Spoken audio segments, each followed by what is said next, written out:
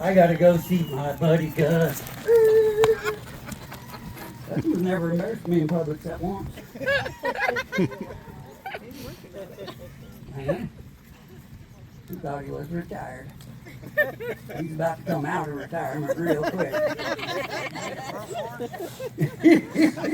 I might. All right. I know, hard to be you, isn't it?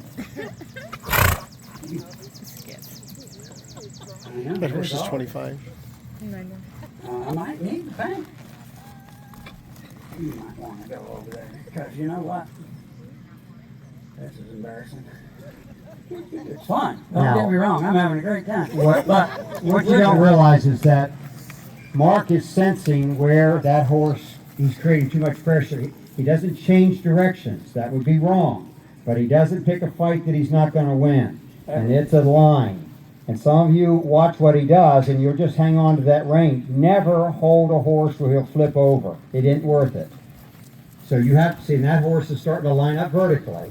And so he takes his hand out a little bit more to keep him lateral, because he doesn't want to give that horse any more authority or power than he has.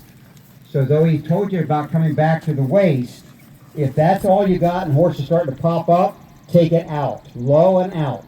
Out there. That's exactly what Mark's doing. And so he hasn't necessarily explained it, but his horse is going too vertical, backward, rather than softening, getting lateral. And a lot of horses choke and they come up vertical, especially if they have any history with that. Never fight a vertical battle vertically. Always fight a vertical battle, bucking, rearing, running off laterally. And fight a lateral fight vertically. That's why I needed the fence for the horse this morning. There's only 2 planes of measure. Vertical, as to God, lateral as a demand. And so if you have a vertical problem, horse running or bucking, you must find the lateral exercises that get him down on the ground and get him soft.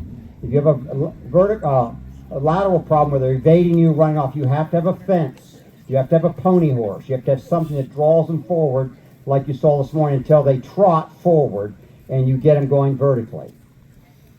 As long as this is always where the release is, he's going to figure it out shortly. He should have figured it out when he got off the truck, but he's not thinking.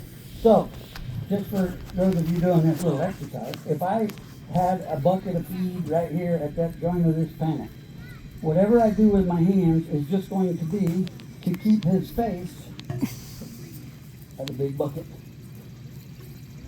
That was a big old bucket right there. I was one of them big water troughs. Alright, we're going to do it again the other way. Keep your face in the bucket. Like that. Almost. That was closer. But that could have happened the first time. So my hand's just doing whatever. Little tiny wiggles each way to say, just put your face right here. Now move your body that way. But keep your face over there. Right there. And I will leave you alone over here again.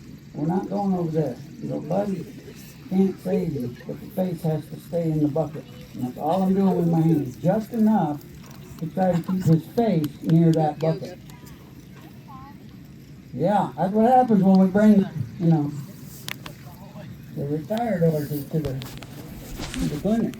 So anyway, think about that concept. If you put your horse's face anywhere on the fence, just think about the size of a bucket, water bucket, feed bucket, whatever, and try to keep the face in the bucket. I get to be the only one embarrassed today. Your horses don't have any reason.